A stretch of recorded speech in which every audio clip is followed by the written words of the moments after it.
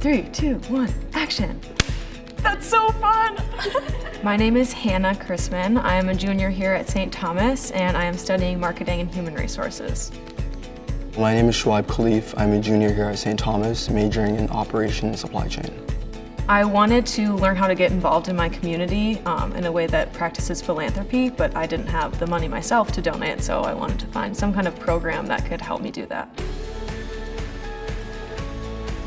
Name's Ayo Ekpo. I'm a small business owner here in the Twin Cities area of Minneapolis, St. Paul. I was on the Damus Board my junior year. I started thinking like, oh, this is going to end soon and I need to know what I'm doing. I saw the Damus Board opportunity as a chance to learn more about the nonprofit world. I'm Emily Pritchard, the founder and CEO of The Socialites. I was actually on the very first Damus Board back in 2009. We heard in the business school that there was a generous donor who had gifted a grant to form a philanthropic board that students could join, apply to, and when selected, you would actually go through the process of what it felt like, looked like, and meant to be on a foundation or a board. This year we're focusing on housing insecurities and how that relates to racial inequity. We have $30,000 that we get to award to nonprofits of our choice. So it's essentially students practicing philanthropy with donated money from our donors. We weren't all the same grade.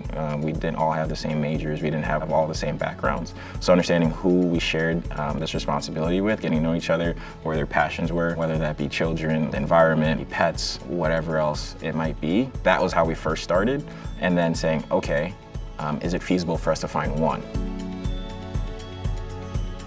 About 42 nonprofits applied for the Damus grant this year. We use consensus decision-making to review all of them, and then we narrow it down to about 10 organizations. Going through the applications was a fun process. I was able to see like different missions of the nonprofits and how they can connect to like racial inequity and combat homelessness in the Twin Cities area. And then the Damus Board members will split up into groups of 2 and go on site visits to those 10 respective organizations that made it into the finals. And then after we go through the interviews with each nonprofit, we'll come back and report again on what we learned and additional information. I feel like it's one thing to like read through the applications, but to actually visit them in person was a great experience. Consensus decision making is a very tedious process. It's not an easy one, but it can be so effective and enriching, and you really ensure that everyone's voices are heard.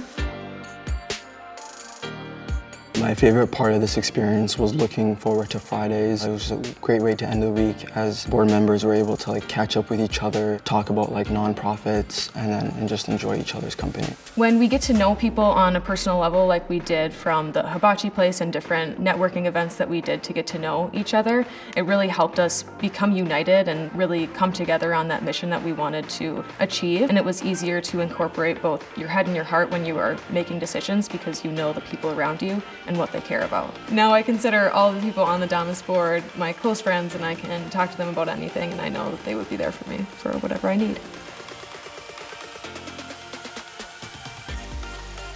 During the final event, we have our award ceremony where we get to actually award the nonprofits with their money. So they will have representatives from their nonprofit come in and speak a little bit, and it'll just be a really awesome opportunity to see how all of the work that we put into the Damus Board throughout this year comes full circle.